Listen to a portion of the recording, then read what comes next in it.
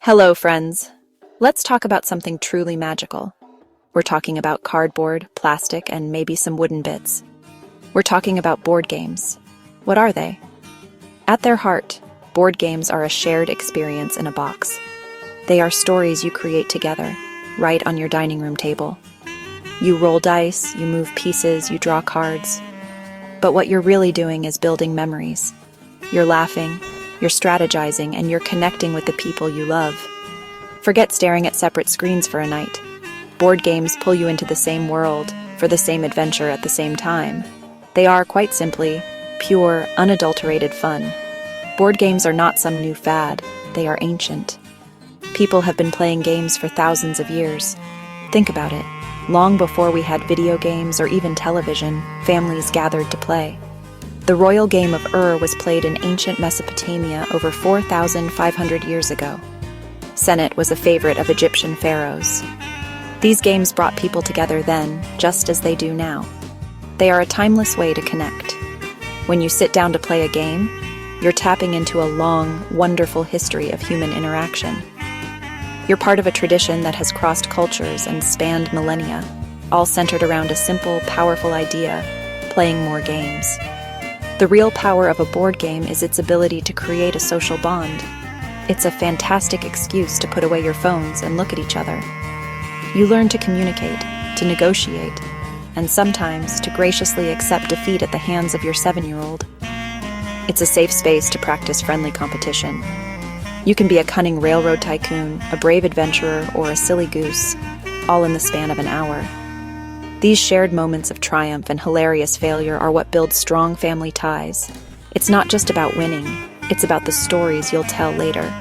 Remember that time Dad thought he had the game won, but Mom played that one card? That's the good stuff. So why should your family dive into board games? Because it's an invitation to adventure. It's a way to challenge your minds and spark your imaginations. In a world that often feels rushed and disconnected, a board game is a welcome pause. It's a dedicated time to focus on nothing but the joy of playing together. You're not just passing the time. You're investing it in your relationships. You're teaching your kids valuable skills like critical thinking, patience, and sportsmanship. But most importantly, you're having fun. And having more fun with the people you care about is always a winning move. Let's get started on this journey. The world of board games is huge and wonderfully diverse. There is truly a game for everyone. Let's break down some of the main types. First, we have the classics. These are the games many of us grew up with. Think Monopoly, Scrabble, or the Game of Life. They are familiar and often rely on a good mix of luck and simple strategy. They're a great starting point because many people already know the basics.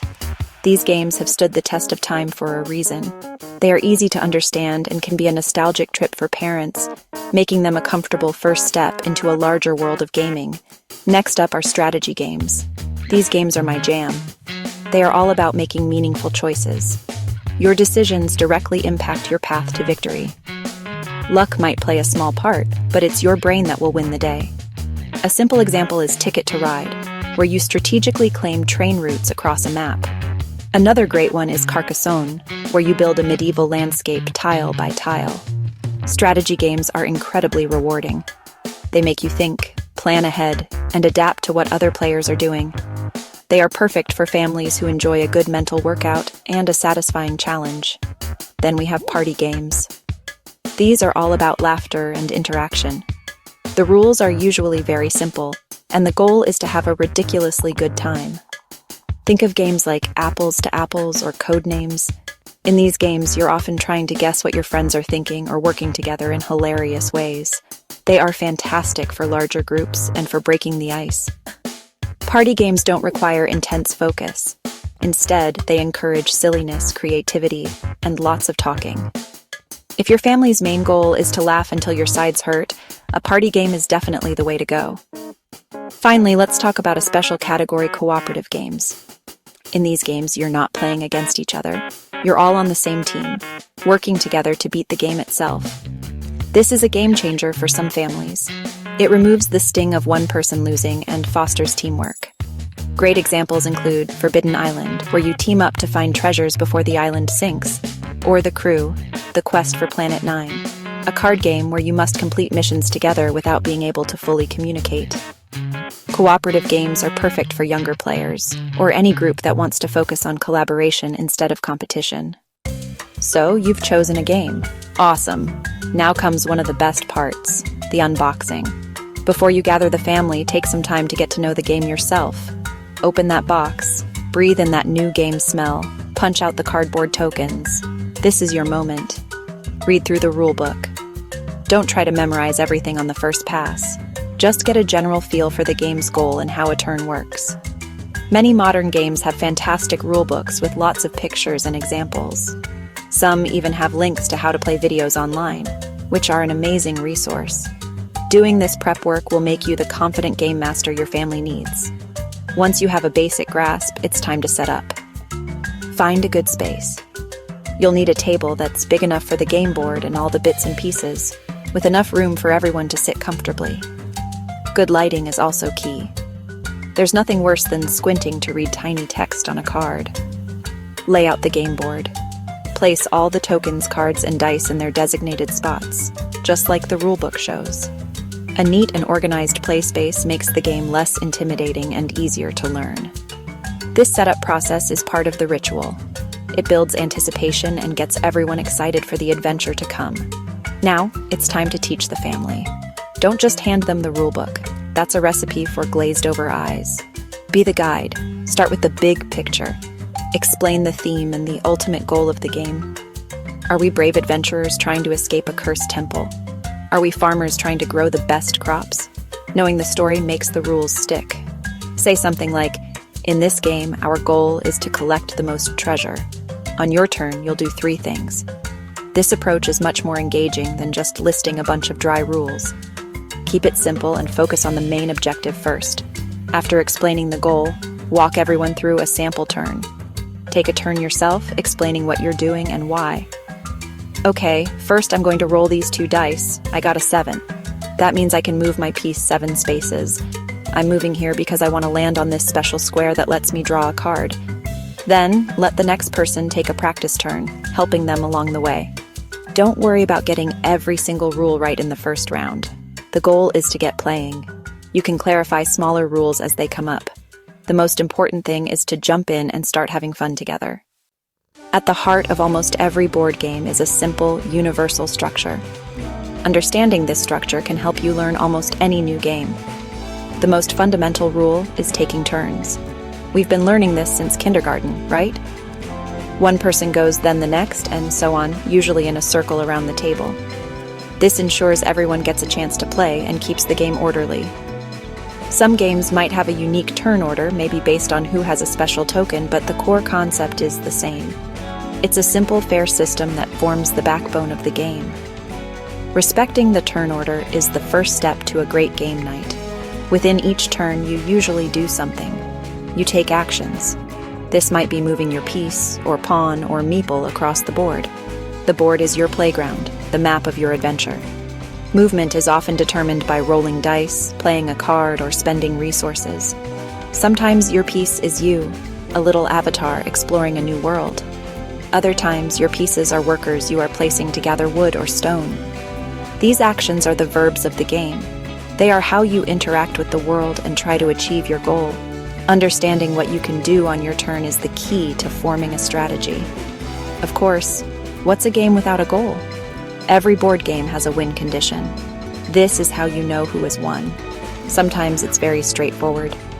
Be the first player to cross the finish line. In other games, it's about having the most victory points at the end. Victory points can be earned in all sorts of ways. By collecting certain sets of cards, controlling territories on the board, or achieving secret objectives. The game ends when a specific condition is met, like the last card is drawn or a certain number of rounds have passed. Then you count up your points and a winner is declared. And remember, sometimes just finishing the game feels like a victory in itself. And what about losing? It's just as much a part of the game as winning. Everyone will have games where nothing goes their way. The dice hate you, you draw all the wrong cards, and your best laid plans fall apart. That's okay.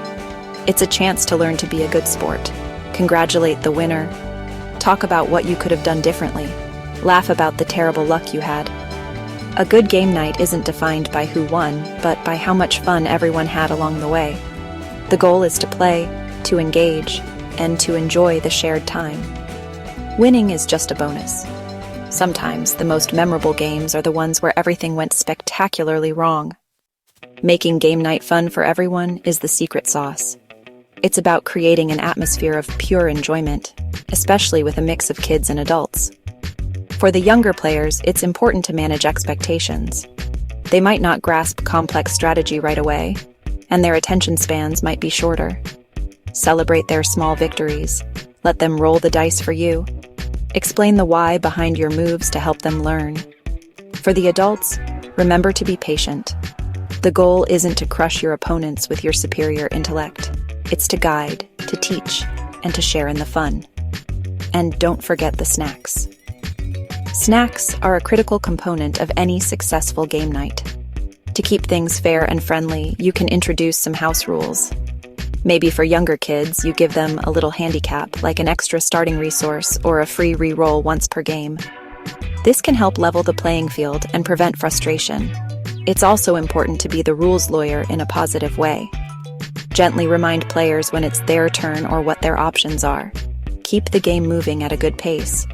If you see someone getting discouraged, offer some friendly advice or point out a good move they could make. The goal is to keep everyone engaged and feeling like they are part of the action. The end of the game is just as important as the beginning. When a winner is declared, make a big deal out of it. A round of applause, a hearty good game to everyone. This is where sportsmanship is born. Encourage players to talk about the game. What was the turning point? What was the funniest moment? This post-game discussion is where the memories are solidified. It turns a simple activity into a shared story. And it's a great time to decide what game you might want to play next time, keeping the excitement going for future game nights. Finally, turn this one-time event into a tradition. Put it on the calendar. Make family game night a real recurring thing. Maybe it's every Friday night or the first Saturday of the month. Having a regular date makes it something the whole family can look forward to. Let different family members pick the game each time. This gives everyone ownership of the tradition. Start a collection. It doesn't have to be huge.